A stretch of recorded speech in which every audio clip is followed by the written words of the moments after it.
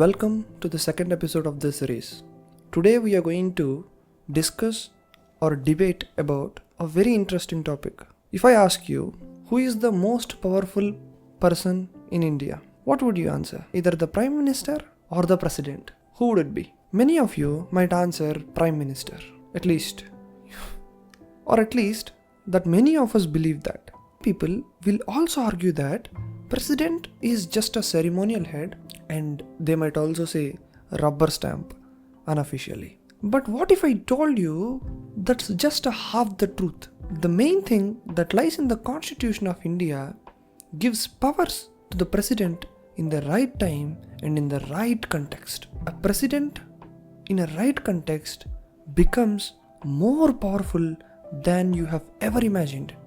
Let's uncover the real game between the President of India and the Prime Minister of India. This is the context of the today's episode. Welcome to episode number 2 in the series of The Bigger Picture by Rohit Sharma.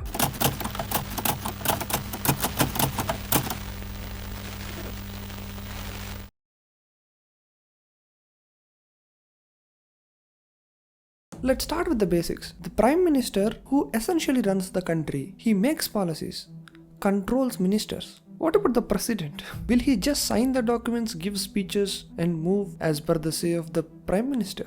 At least that is how it looks on the surface. But to understand the real picture, we should go and study the Constitution of India.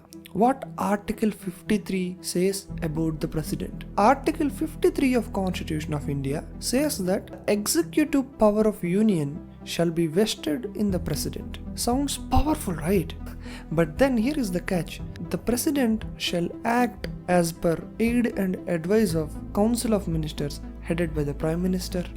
There it is. The President has power, but only on paper. In reality, he must follow whatever the Prime Minister says. So that settles it. The Prime Minister is more powerful than the President in India. What if I told you there are some situations where a President can act without anybody's permission, where he can completely act on his own? Let's talk about 3 such powers, even if no one talks about them. Number 1. The power to send back the law. Imagine the situation. The present government made a bill, took the Prime Minister's permission, presented it in the Parliament, approved by the Cabinet, approved by the Prime Minister, and then it will reach the President. Before it becomes law, President must sign that particular bill to become an act. Now, President can reject that particular bill by saying that he or she is not convinced by the bill, so reconsider it. This particular action is called suspensive veto. In 1986, when the President Jail Singh was incumbent, he have used the suspensive veto on a Postoffice Bill. What is the bill? I'll tell you in a brief. The Postoffice Bill is such a way framed that government can censor the letters which are passed through post. He have used the suspensive veto in such a way that he have stopped the bill completely. He have holded it and said that he is not convinced by the bill. One man stopped the entire government, entire cabinet have passed it, Prime Minister have agreed on it, but the President has stopped the bill saying that he is not convinced using the power, the suspensive veto. Now let's take one step forward. Can a President rule without the government? Basically, the President is in the executive branch and government is in the political or legislative branch. There is one more branch which is judiciary. We might use or learn about it in some other videos. What if there is no government in India? What if Prime Minister resigns on some particular day? If there is no replacement, there might be chaos all over the country.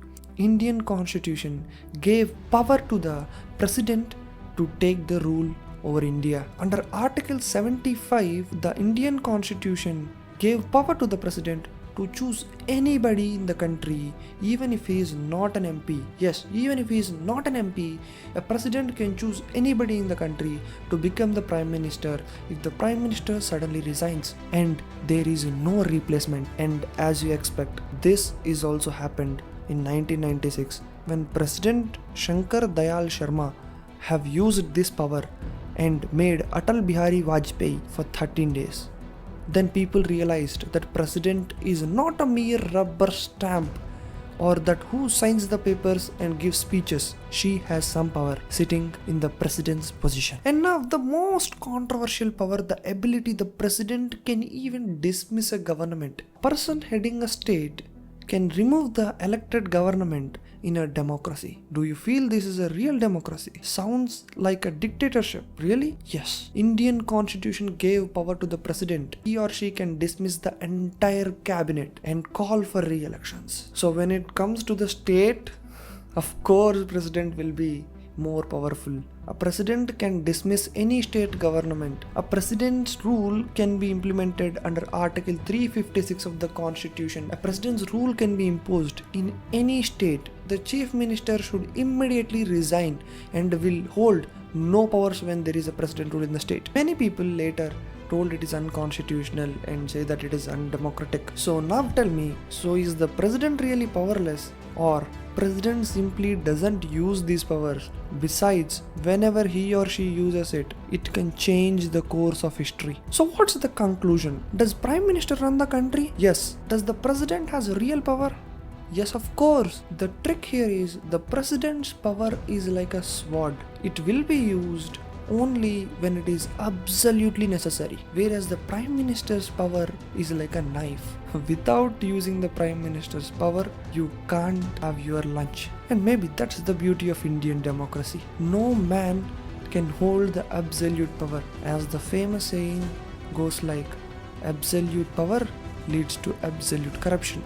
In this great democracy, the prime minister needs the parliament to have his powers, and the president, who has the real power, need to listen to the prime minister who leads the council of ministers.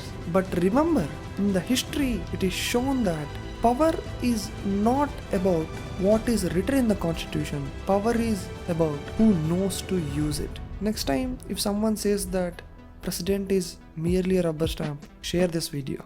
If you love this conversation about the president and the prime minister, definitely your subscription to the channel and like to the video definitely promotes the algorithm, get more views on this video. So more the number of views, more the number of comments, more the number of comments, more the number of perspectives, which I expect from the bigger picture series. Thank you so much for watching. Until next time, signing off, Rohit Sharma.